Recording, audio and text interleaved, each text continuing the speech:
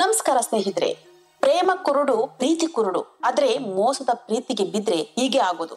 ಈ ಒಂದು ಘಟನೆಯ ಬಗ್ಗೆ ಮಾಹಿತಿಯನ್ನ ನೀಡ್ತೀನಿ. ನಾನು ನಿಮ್ಮ ಮಂಜುಳಾ.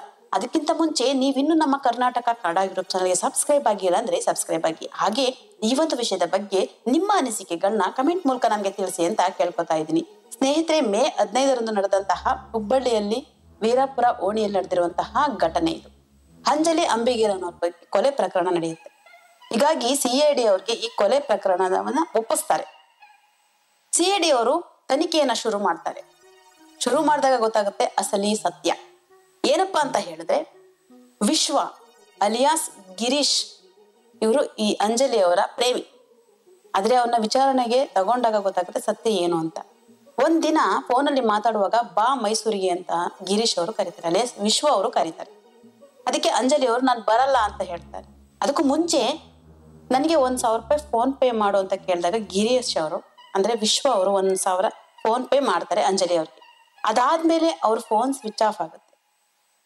ಅವಾಗ ಕೋಪಗೊಂಡಂತಹ ವಿಶ್ವ ಆಕೆಯನ್ನ ಕೊಲೆ ಮಾಡೋದಕ್ಕೆ ಯೋಚನೆ ಮಾಡಿ ಮುಂದಾಗ್ತಾರೆ. ಕೊಲೆ ಮಾಡುವಾಗ ಆಕೆಗೆ ಜೀವ ಬೆದರಿಕೆ ಕೂಡ ಹಾಕ್ತಾರೆ. ಏನಂತ, ನೇಹ ಕೊಲೆ ಆದಾಗೆ ನಿನ್ನ ಕೊಲೆನು ಮಾಡ್ತೀನಿ ನಾನು, ಜೀವ ಬೆದರಿಕೆನ ಹಾಕಿ ಕೊಲೆಯನ್ನ ಮಾಡಿರ್ತಾರೆ. ಎಂತೆಂತ ಕೊಲೆ ನೋಡಿ ಇವು. ಒಬ್ರು ಮಾಡಿದ್ರು ಅಂತ ಇನ್ನೊಬ್ರು ಮಾಡಿದ್ರೆ ಪ್ರೀತಿಗೆ ಬೆಲೆನೇ ಇಲ್ಲ. ನಂಬಿರ್ತಾರೆ, ಪ್ರೀತಿ ಪ್ರೇಮ ಮಾಡುವಾಗ ನಮ್ಮ ಒಂದು ಪ್ರೇಮಿ ಅಂತ ನಂಬಿರ್ತಾರೆ. ಆ ನಂಬಿಕೆನ ಉಳಿಸ್ಕೊಳ್ಳಿ. ಅಥವಾ ಅವರು ಒಂದು ನಂಬಿಕೆ ಇಟ್ಟು ಪ್ರೀತಿ ಮಾಡಿರ್ಲಿಲ್ವೋ, ಅಥವಾ ಇವ್ರು ಅವ್ರ ಮೇಲೆ ನಂಬಿಕೆ ಇಡ್ಲಿಲ್ವೋ. 1,000 ಫೋನ್ ಪೇ ಹಾಕಿಸ್ಕೊಂಡು ಏನೋ ಅವ್ರ ಫೋನ್ ಸ್ವಿಚ್ ಆಫ್ ಆದ ತಕ್ಷಣ ಕೊಲ್ಲೋ ಅಂತದ್ದು ಅವ್ರಿಬ್ರು ಮಧ್ಯೆ ಏನ್ ನಡೆದಿತ್ತು. ಅದ್ರಲ್ಲೂ ನೇಹ ಒಂದು ಪ್ರಕರಣದ ಬಗ್ಗೆ ಈ ಗಿರೀಶ್ ಅವರು ಹೇಳಿದ್ದಾರೆ, ಅಂದ್ರೆ ವಿಶ್ವ ಅವರು ಹೇಳಿದ್ದಾರೆ, ನಿನ್ನನ್ನ ನೇಹ ಕೊಲೆ ಮಾಡಿದ ಹಾಗೆ ಮಾಡ್ತೀನಿ ಅಂತ ಬೆದರಿಕೆ ಹಾಕಿ ಕೊಲೆಯನ್ನ ಮಾಡಿದ್ದಾರೆ. ಯಾರು ಸ್ಫೂರ್ತಿ? ಹಂಗಾದ್ರೆ ನೇಹ ಅವ್ರು ಕೊಲೆ ಮಾಡಿದವರು, ಫಯಾದವ್ರು ಇವರಿಗೆ ಸ್ಫೂರ್ತಿನ? ಈ ತರ ಒಂದು ಘಟನೆ ನಡೀತಾ ಇದ್ರೆ ಹೆಣ್ಮಕ್ಳಿಗೆ ಎಲ್ಲಿ ಸೇಫ್ಟಿ ಇರುತ್ತೆ?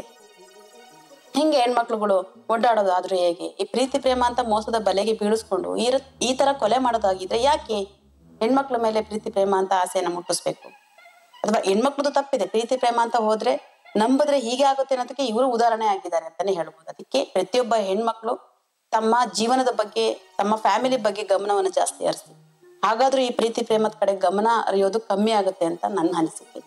ಸ್ನೇಹಿತರೆ, ನಿಮ್ಮ ಅನಿಸಿಕೆಗಳನ್ನು ಈ ವಿಷಯದ ಬಗ್ಗೆ ಏನಿರುತ್ತೆ ಅನ್ನೋದನ್ನ ಕಮೆಂಟ್ ಮೂಲಕ ನಮ್ಗೆ ತಿಳಿಸಿ ಅಂತ ಕೇಳ್ಕೊತಾ ಇದ್ದೀನಿ.